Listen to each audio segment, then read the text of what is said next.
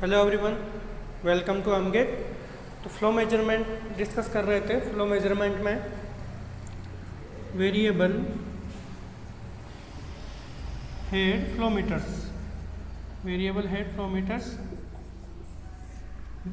पहला topic start किया था, वेरिएबल हेड फ्लो मीटर्स। तो वेरिएबल हेड फ्लो मीटर्स में सबसे पहले बात की थी वेंचुरीमीटर की। Venturimeter. Today we will discuss other parts of variable head flow meters, and the other parts will be orifice meter, flow nozzle, pitot tubes. These three are also types of variable head flow meters. So discuss one by one.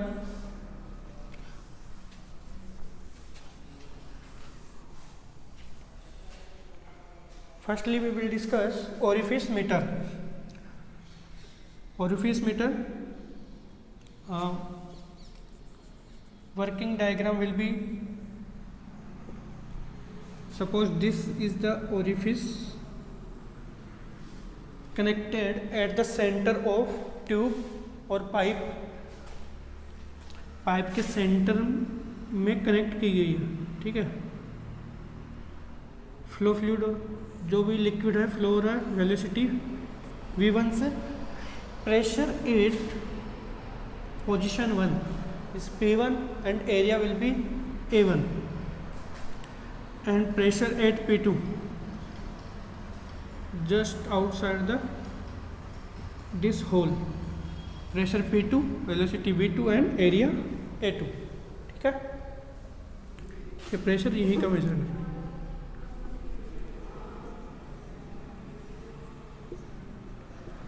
और manometric liquid में difference height हो गई h। Okay, diagram is clear.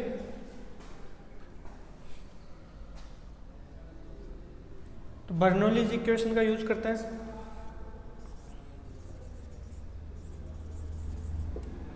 Bernoulli's theorem से जो venturimeter में जो formula derive किया था, V2 equals to 1/1 minus A2 over A1 का whole square root of 2 del P by rho fluid. ये सेम डेरिवेशन, ये सेम फॉर्मूला यूज होने वाला है ओरिफिस मीटर के लिए, क्योंकि वर्किंग कंडीशन सेम ही है। बर्नौलीज थ्योरम फिर से लगाओगे, potential energy plus kinetic energy, pressure energy is constant. तो प्रीवियस क्लास में, लास्ट लेक्चर में वेंचुरीमीटर के लिए जो फॉर्मूला डिराइव किया था, ये V2 के लिए वेलोसिटी ऑफ आउटलेट, तो ये सेम डेरिवेशन होने वाला है और फिर से आपको मिलने वाला है V2 equals to 1/√1 minus A2 over A1 का square into √2 del P by रो। और आउटपुट जो फ्लो है वो हो जाएगा A2 इंटू V2। ये है आइडियल केस में। प्रैक्टिकल केस में V2 क्या हो जाएगा? For practical case V2 will be CD into this again। For orifice plate या ओरिफिस मीटर के लिए CD की वैल्यू डिफरेंट होने वाली है एंड दिस विल बी 0.65। 0.65 का मतलब है कि जो लॉस हुआ इसमें कितना हो गया? 0.45 का लॉस ओरिफिस मीटर से हो रहा है। तो loss in comparison to venturimeter, pressure loss will be more in orifice meter. देख रहे हो आप, क्योंकि वेंचुरीमीटर के केस में CD की वैल्यू होती थी 0.98 या 99 के अक्रॉस, तो उसके रेस्पेक्ट में CD की वैल्यू हो रही है ओरिफिस मीटर में 0.65, मीन्स लॉस ज़्यादा हो रहा है। ठीक है, तो लॉस ज़्यादा हो रहा है तो प्रेशर और जो पोजीशन है उसके रेस्पेक्ट में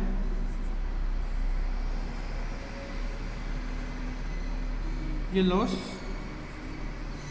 eight throat at position 2, suppose ये पोजीशन 2 है, ये पोजीशन 1 है, तो ये जो परमानेंट लॉस आ गए।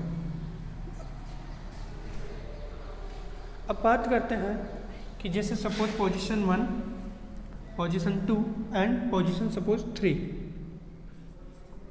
तो प्रेशर के टर्म में बात करें तो P1, P2, P3, तो इनको अरेंज करना है ऑर्डर में कि कौन सा प्रेशर ज़्यादा होगा, कौन सा प्रेशर कम होगा,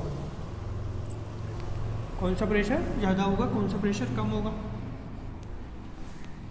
8 पोजीशन 1 पे वेलोसिटी जैसे इसके पास आएंगे तो वेलोसिटी एकदम कम होगी, तो वेलोसिटी कम होने से प्रेशर ज़्यादा हो गया, तो P1 is greater than P2।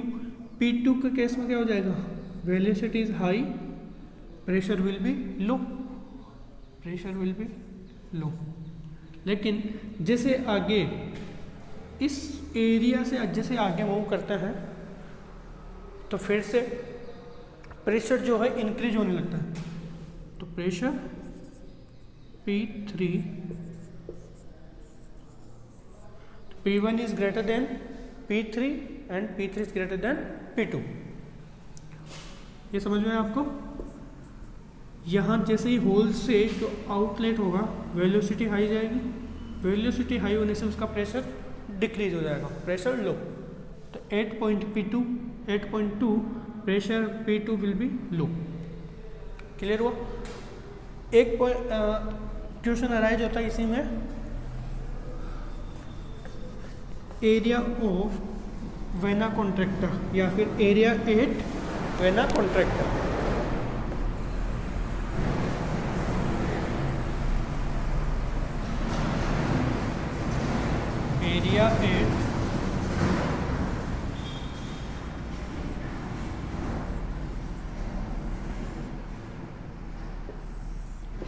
Area at vena contracta क्या होता है? एरिया एट वेना कॉन्ट्रैक्टा होता है CDS या फिर CD, coefficient of discharge, into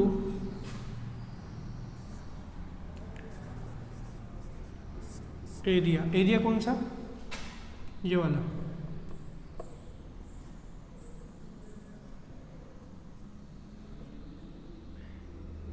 ये वाला जो एरिया है, ये वाला एरिया क्यों? कि जैसे यहाँ होगा क्या कि प्रेशर लो हो जाएगा और स्पीड इसकी बढ़ जाएगी, तो वेलोसिटी जैसे बढ़ेगी, जैसे ये वाला अपवर्ड, ये जो लेयर है ये अपवर्ड मूवमेंट करेगी, ये डाउनवर्ड मूवमेंट करेगी, तो इसकी वजह से एक फॉर्म क्रिएट होती है, उसे कहते हैं वेना कॉन्ट्रैक्टा पॉइंट, या इस पॉइंट को कहते हैं vena contracta point. Vena contracta point, तो इस वाला एरिया, ये एरिया क्या हो जाएगा? 8.2।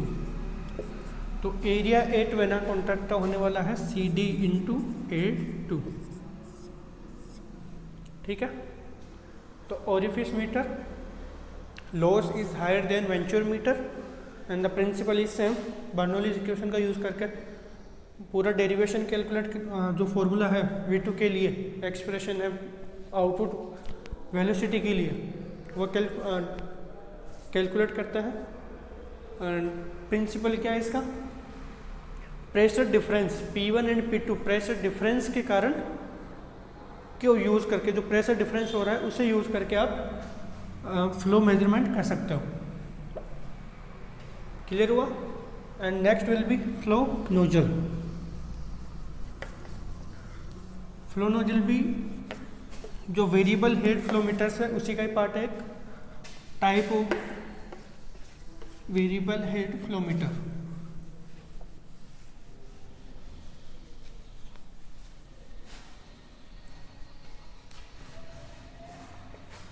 फ्लो नोजल,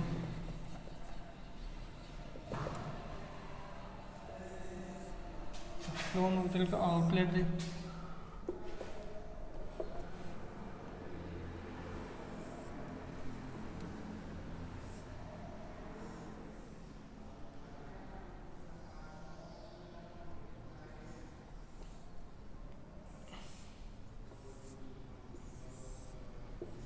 इस प्रकार का कुछ सेटअप होता है फ्लो नोजल का कि जैसे ये लेयर्स हैं जो फ्लो हो रहा है लिक्विड,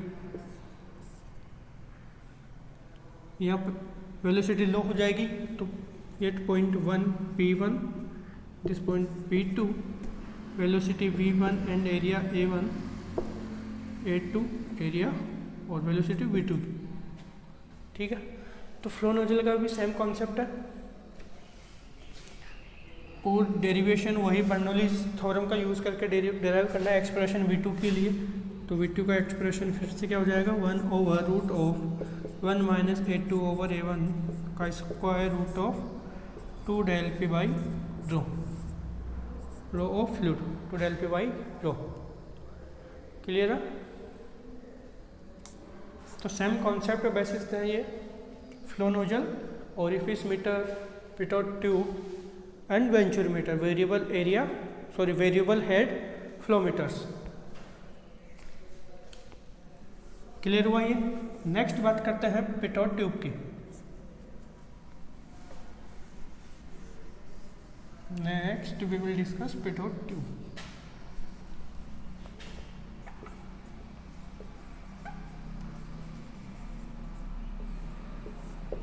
पिटोट ट्यूब में क्या होता है,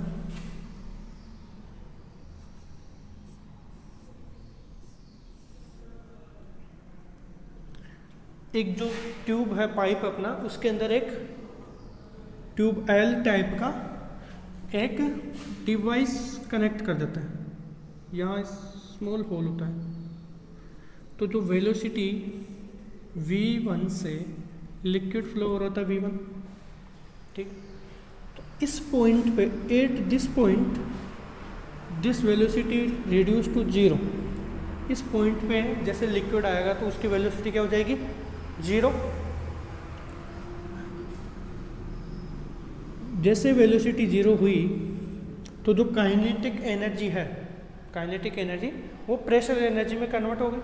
total kinetic energy will be converted in pressure energy. तो एक प्रेशर टाइप डिस्कस किया था इन स्टार्टिंग क्लास में,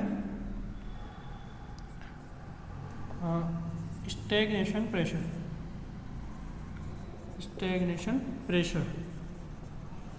स्टैग्नेशन प्रेशर क्या होता था, जब वेलोसिटी हेड 0 हो जाए, जब वेलोसिटी 0 हो जाए उस केस में जो काइनेटिक एनर्जी है will converted in pressure energy. तो इस केस में वेलोसिटी हेड 0 हुई तो यहाँ का जो पोटेंशियल डिफरेंस है, प्रेशर डिफरेंस है P1, pressure here P1 and here pressure, ये क्या है, अब यहाँ से वेलोसिटी V2 या O या V से फ्लो होगा, यहाँ हो गया प्रेशर P2 और बाकी सेम। तो using Bernoulli's theorem P1 plus half रो V1 स्क्वायर काइनेटिक एनर्जी पर वॉल्यूम है ना, पर वॉल्यूम, प्लस रो F फ्लो जो लिक्विड है उसका रो F इंटू GH किसी एक रेस्पेक्ट में, तो H हाइट हो गई, equals to P2 plus half rho V2 square plus rho GH, cancel out, and V1 क्या हो जा रहा है आपका 0, V1 क्या है 0। तो V1 0 है तो उस केस में जो प्रेशर डिफरेंस में मेजर करते हैं वो होता है स्टैग्नेशन प्रेशर। तो ये क्या है आपका स्टैग्नेशन प्रेशर। तो P1 minus of P2 equals to half rho V2 है तो V2 square, half rho V2 square, this will be del P। अब यहाँ क्या है, P क्या है, स्टैटिक,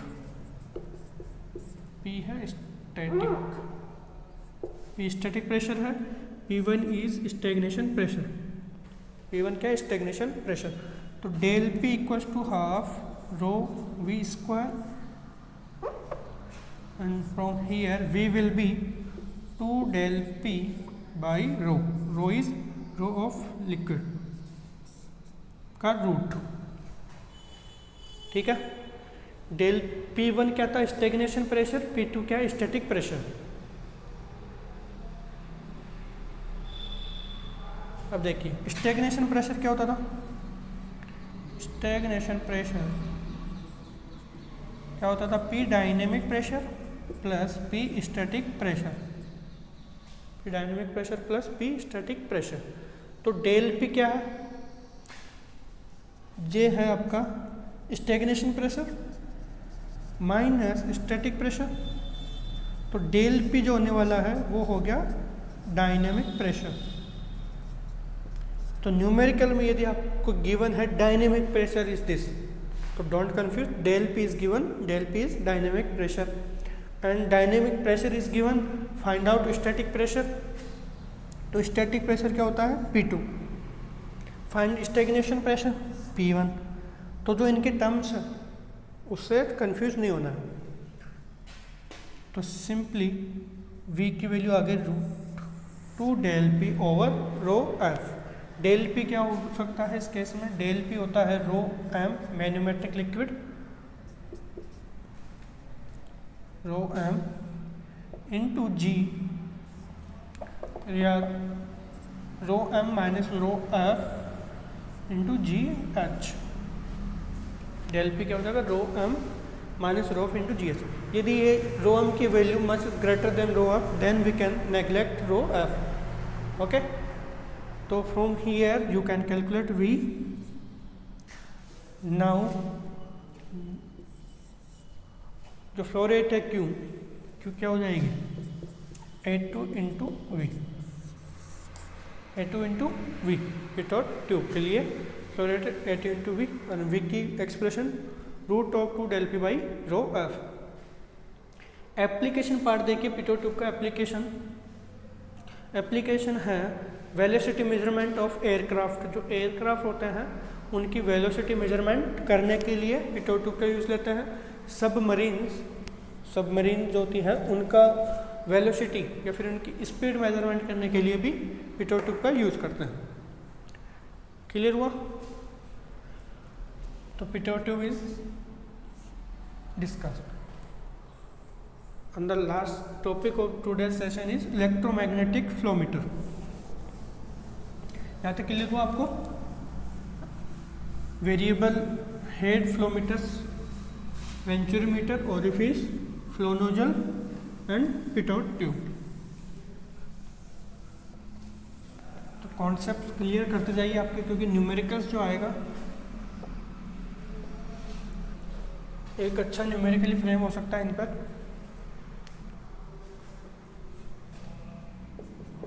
लास्ट है आपका इलेक्ट्रोमैग्नेटिक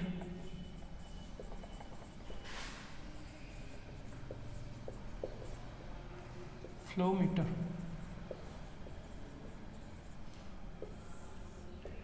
इलेक्ट्रोमैग्नेटिक फ्लो मीटर का प्रिंसिपल अलग है, इसके कुछ एडवांटेज है, कुछ डिसएडवांटेज है, सभी को डिस्कस करते हैं।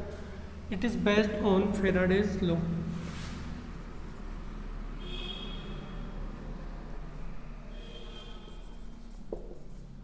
फेराडेज लॉ के प्रिंसिपल पे बेस है।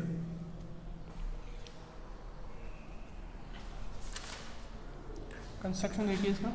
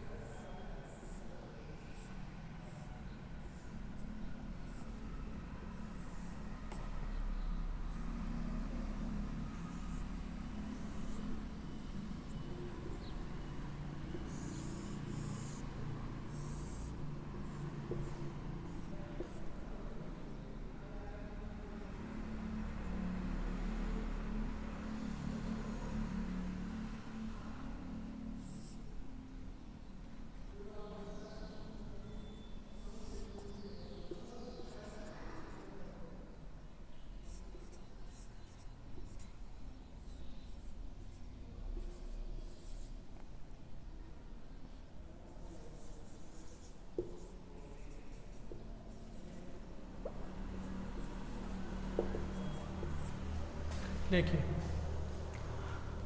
ये एक ट्यूब है, लिक्विड फ्लो हो रहा है, तो इस ट्यूब के किसी एक, जैसे ये ट्यूब है, इसमें सपोज लिक्विड फ्लो हो रहा है इस डायरेक्शन में, तो इस डायरेक्शन में इलेक्ट्रोमैग्नेटिक फ्लो मीटर पिंच कर देते हैं दोनों, इस तरफ और इस तरफ, ठीक है। तो होगा क्या, जैसे इसको एक्साइटेशन मिला मैग्नेट्स को, इलेक्ट्रिक फील्ड जो मैग्नेटिक फील्ड है वो क्रिएट होगा, और जो लिक्विड्स हैं मैग्नेटिक फील्ड उनको पास करके कट करेगा, तो कट करने पर फ्लक्स जनरेट होगा। उस फ्लक्स के रेस्पेक्ट में एक पोटेंशियल डिफरेंस क्रिएट होगा, उस पोटेंशियल डिफरेंस को मेजर कर रहे हैं यहाँ, ठीक है। तो ये जो ट्यूब है और इलेक्ट्रोमैग्नेटिक फ्लो मीटर असेंबल किया हुआ इस डायरेक्शन में, और वोल्टेज आप मेजर करो इस डायरेक्शन, ठीक है। कंडीशन ये है कि जो लिक्विड है, लिक्विड जो होना चाहिए वो कंडक्टिंग लिक्विड होना चाहिए, इलेक्ट्रिकल कंडक्टिविटी शो करता हो वो वाला लिक्विड होना चाहिए, तभी आप ये जो वोल्टेज है वो मेजर कर सकते हो। एंड सेकेंड चीज, should not have solid particles, slurries वगैरह सभी को, यदि स्लरी वाला लिक्विड भी है तो उसे भी आप यहाँ से यूज़ कर सकते हो। मेन जो प्रिकॉशंस है वो ये कि कंडक्टिंग लिक्विड होना चाहिए, ओके। डिसएडवांटेज क्या है कि यदि लिक्विड की हाई कंडक्टिविटी है तो उस केस में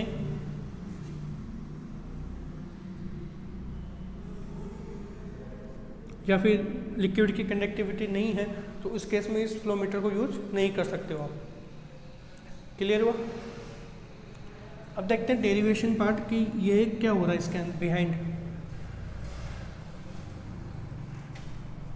डेरिवेशन पार्ट की मैं बात करूं तो जब भी, जैसे सपोज 12th क्लास में पढ़ा होगा कि जब एक conductor, current carrying conductor magnetic field की प्रेजेंस में मूव करता है, या फिर कोई चार्ज है मैग्नेटिक फील्ड की प्रेजेंस में वेलोसिटी v से मूव करता है, तो उस पर एक फोर्स अप्लाई होता है। तो फोर्स क्या होता है,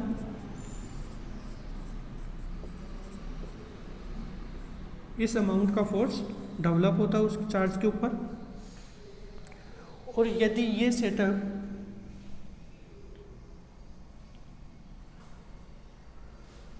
इलेक्ट्रिक फील्ड के प्रेजेंस में हो तो F बराबर क्या होता है, Q इंटू ई। ई क्या, इलेक्ट्रिक फील्ड इंटेंसिटी। तो then this will equals to V cross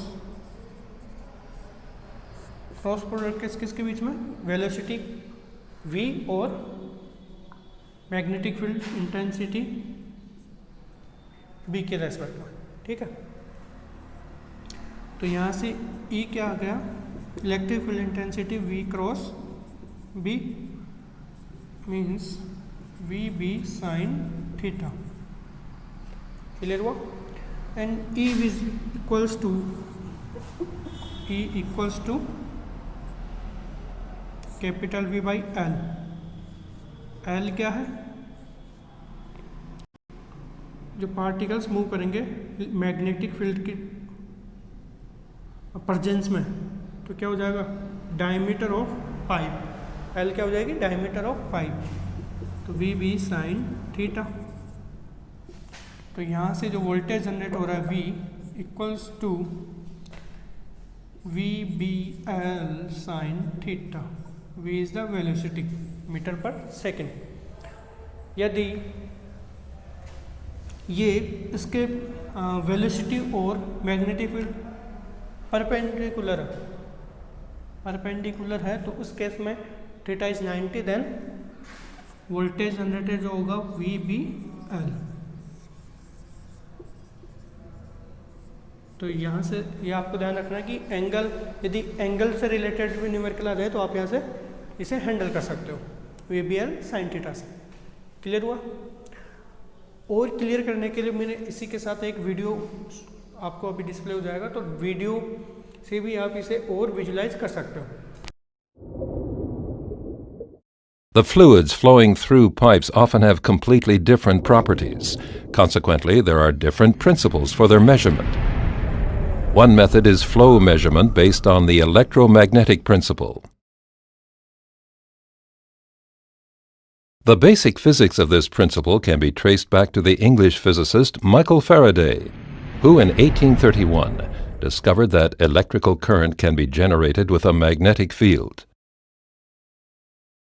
Roughly 100 years later, the Swiss inventor and priest Father Bonaventura Turlimann applied this knowledge to electrically conductive liquids flowing in pipes and built the world's first electromagnetic flow meter. Let's take a closer look at how this measurement method works. Two field coils are located inside each electromagnetic flow meter. With the help of what are termed pole shoes, these coils generate a constant magnetic field over the entire cross-section of the measuring tube. Two electrodes which can pick up electrical voltages are installed at a right angle in the wall of the tube. The lining fitted on the inside wall prevents electrical short circuits between the conductive liquid and the metallic tube. If there is no liquid flow, no induced electrical voltage is measured at first between the two electrodes.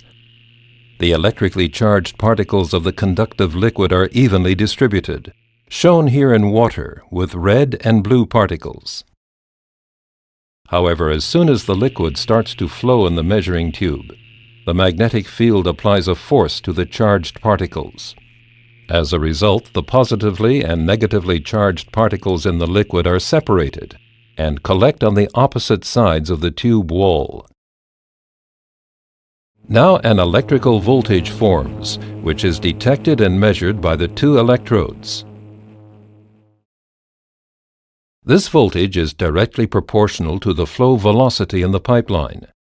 Together with the known tube cross-section, the flow volume can then be calculated.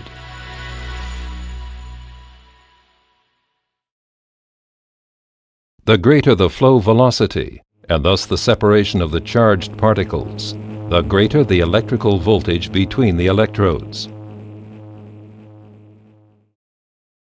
The electrodes also detect what is called interference voltage, which has to be separated from the actual measuring signal.